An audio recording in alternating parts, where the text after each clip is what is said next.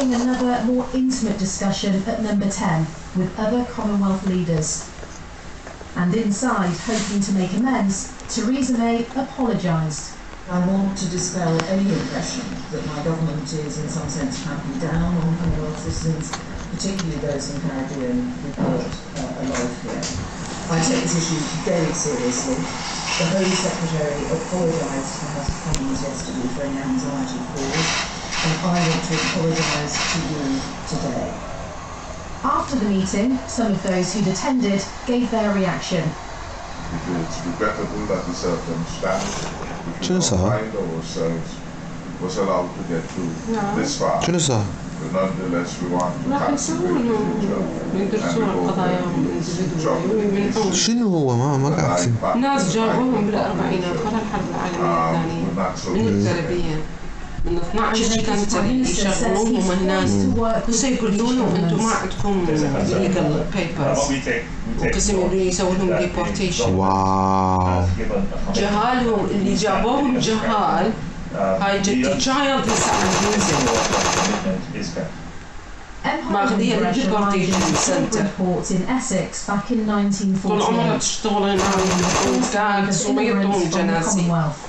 And in 1971, واحد يقول أنا مشتغل 40 سنة هنا وما عندي جنسية. But the Home Office did not keep records. Regulations were tightened in 2014 under the then Home Secretary Theresa May, and without proof of legal status, this restricted access to healthcare, housing and jobs. Jonathan Knight came to the UK as a baby from the small Caribbean island Curacao. He spent most of his life living, working and raising his family in Leicester. But in 2010, he was denied from updating his passport and says this led to him being let go at work. Watching Theresa May's apology, he's trying to stay positive. I think it's a genuine apology, just got to take her to her word. And I just hope that the genuineness will be seen in the action of what happens after from now on. People getting the right to stay in Britain, whether that's by passport, right to work, so that this issue of immigration doesn't come again. Whether apologies are enough to draw a line under this ongoing issue, Caribbean leaders say they'll continue to fight for the rights of all those affected. Adina Campbell, BBC News. Let's talk to our Deputy Political Editor, John Pino. John, the last 24 hours have been deeply damaging for the government, and more stories keep emerging. Yes, the stain of the scandal won't wash away quickly or easily. The Prime Minister was hosting at the Commonwealth Summit today, hoping to project Britain's openness and global reach and international friendships. And then across the road in the House, preserving Britain's influence and standing in the world may have become more difficult. A leading European is saying that Europeans now fear harsh treatment when they come to assert their rights of residence. Ministers will deny that, but opponents and critics of the government tonight agree that the government has suffered a loss and maybe the country has to in terms of moral authority. John Pino outside number 10, thank you. The nerve agent used to poison the former spy, Sergei Skripal, and his daughter was delivered in liquid form. The government has revealed a very small amount was apparently used in Salisbury 6 weeks ago. A clean-up operation has begun to decontaminate 9 sites in the city, which will take several months. Well, Duncan Kennedy is in Salisbury for us now, and Duncan, this will... It's not created on purpose, but it is a byproduct of overt efforts to tighten the immigration. Correct. I don't want to lose this feeling. It was a top 10 hit. Correct. The British Queen is said to have popularised the Pomeranian dog breed. Elizabeth said, Victoria, thou shalt not make unto thee any graven image is one of the 10 what? Commandments. Correct. What is the most northerly country in the Commonwealth? Canada. Correct. In what Olympic athletics event do men throw an object weighing 2 kilograms? Javelin. Discus. The name of what grass-cutting apparatus is a combination of string and trimmer? ليش؟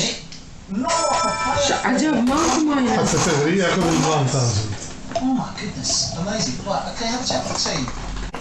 Okay, let's have a look at the table. Thanks, team.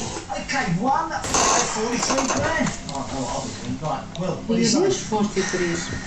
Bradley, Fuck you on. it's not a minus, it's a plus. So, very good. الولد عنده كرامة. There are 89 keys. In actual fact. To open it. See what you did there. Here's the next question. Chasers one behind with 5 from home. Here you go, come on, Will. Which literary character says, I keep picturing all these little kids playing some game in this big field of rye? A. Holden Caulfield. B. Joan Sarian. C. Randall McMurphy. You put John Yossarian. Again, Bradley, it's like it is. It's not one of my. Okay. Correct answer is. Yeah, okay, Holden Caulfield. So you're staying where you are. Now, before we go to the chaser's answer, you have the chance to go for the 1. Will? Yes. Any regrets? Yeah. Chasers put £1,500 each. Will Janet be able to see through those windows in Italy? Find out in a minute.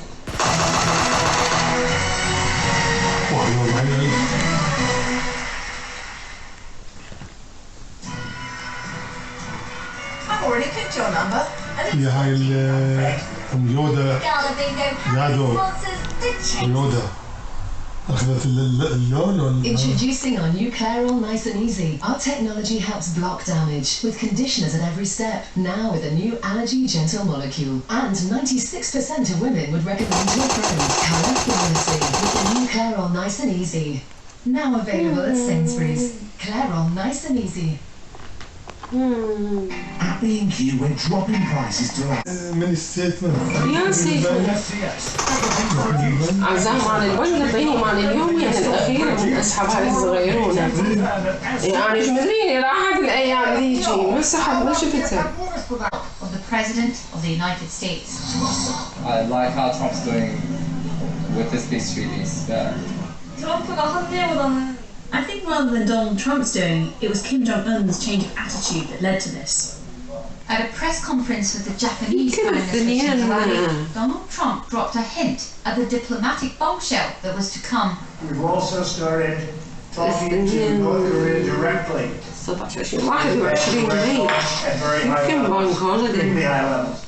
It turns out those talks were carried out by CIA Director Mike Pompeo, who met Kim Jong-un in North Korea. All confirmed in a presidential tweet. The meeting went very smoothly, he said, and a good relationship was formed. Details of the summit are being worked out now. Denuclearization would be a great thing for the world, but also for North Korea. So did Kim Jong-un tell Mike Pompeo he was ready to give up his nuclear weapons? Some doubt it. It's not clear to everyone that what he wants is simply denuclearization of North Korea, or denuclearization of the peninsula, which would require that the U.S. also give up its alliance with South Korea. I believe he'll never be willing to do. However, the peace treaty is something that his father and his grandfather never achieved. It might prove quite tempting to the young leader. The leaders of the two Koreas will come face to face at the heavily fortified border next week. But the power to forge any lasting agreement lies with the US. The hopes of many on this peninsula are in President Trump's hands. Laura Bicker, BBC News, Seoul. The time is 6:15, our top story this evening. The Prime Minister hits back as Labour accuses the government of being callous and incompetent over its treatment of Windrush migrants. And still to come, temperatures soar across parts of the UK on the hottest day of the year so far. And in the northwest at 6:30, giving them wings. The disabled veterans taking to the skies for the first time. And Super Stanley soar to new heights on a night of celebration as they secure promotion to League One.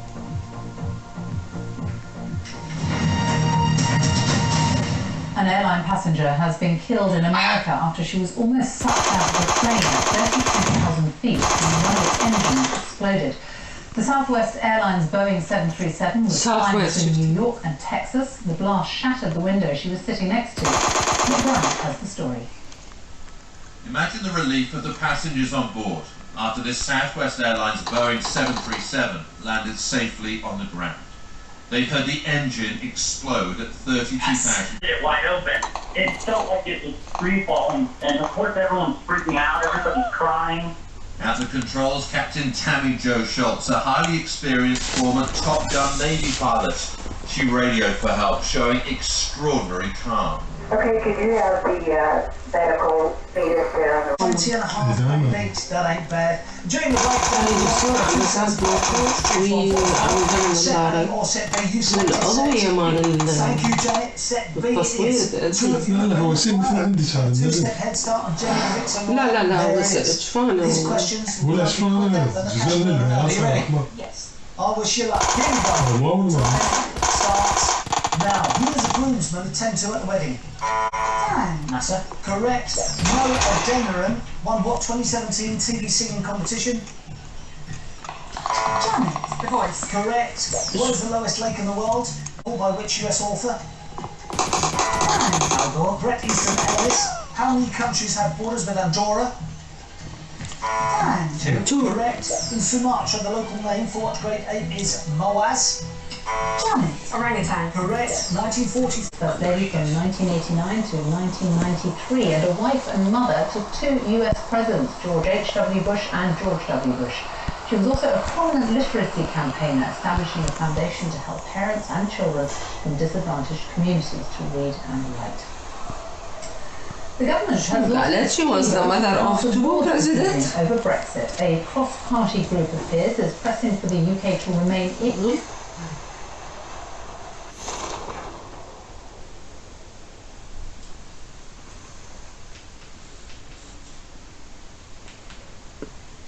The former US First Lady, Barbara Bush, has died at the age of 92. She was First Lady from 1989 to 1993 and a wife and mother to two US presidents, George H.W. Bush and George W. Bush. She was also a prominent literacy campaigner, establishing a foundation to help parents and children. The wife on the husband. EU rules, and it would stop Britain from exploring and striking its own trade deals around the world. So there'll be another struggle as the government seeks to persuade MPs just along the corridor in the House of Commons to overturn this defeat this evening. And that's not because they think it would necessarily alter the trade policy. Inside government, they're saying that having to explore membership of a customs union is so vague that it would probably practically out and have like a really nice day, so yeah, really happy. And on the beach in Jersey, they made the most of it. Absolutely superb. We've been waiting for this for a long time. It's been a never-ending winter. It's lovely, yeah. Just really nice to have the sun out, no clouds. It's nice to have the kids on to the beach and hopefully it continues for the rest of the summer. The change in weather is the change in wind direction. Warm air is being pushed northward from the Mediterranean and Central Europe, lifting temperatures for many of us. And for the next few days, even more spells of sunshine are to come. However, in western parts of Scotland, some showers are possible. The plans for tonight, some family time in the outdoors, as long as the sun lasts. Seema Katecha, BBC News in Birmingham. I'm not going to weather. Matt Taylor is here. Now come on, you didn't think you'd get with us today last week. This will be warm to get some breeze here. Yeah, behind me. That was me in the Sahara. Yes, in the Sahara. Was it 5 marathons? Six marathons, 5 days, 150 miles across the Sahara Desert, otherwise known as the Marathon des Sables. Crazy. Crazy. Temperatures up to 45 degrees, which will stand you to get this London Marathon. Can't believe you're doing that as well. If you'll be joining Sophie on the but at least it will be a slightly flatter starting line than that. London Marathon, be prepared, lots of liquids, lots of sunscreen as well on Sunday. Quite nice outset to build through the day, but we could see temperatures hit 21 to 23 degrees during the afternoon. There is a small chance of a refreshing shower if you're one of the travellers later on in the afternoon. Most of the time it will be dry. Hidden advice of the organisers. As for tomorrow, the hottest day of the week for most parts of the country, a very warm day, almost a beach day, a bit cool at the moment, lots of sunshine developing across the country. Starts off with a bit of cloud in West Wales, just a chance of a little bit of misty low cloud every now and again. When that comes through, temperatures will drop a touch, so maybe a little bit cooler for you than it was today, but in the sunshine further east, Moray Firth, 21 degrees, not far off that across other parts of eastern Scotland, 27 or 28, 82 Fahrenheit towards the southeast corner of England. Now that real heat will start to be curved off back in towards the near continent this weekend as Atlantic winds start to push their way in. It'll be a slow process, still a lovely day for many on Friday. With lighter winds across the south, greater chance of a few mist and fog patches, 1 or 2 of those could be lurking around the coast throughout the day. A few showers across the highlands and islands of Scotland still, the off heavier one, but for most it's a dry day. A bit more cloud around compared with the 20th in parts of central and eastern England. This weekend, high pressure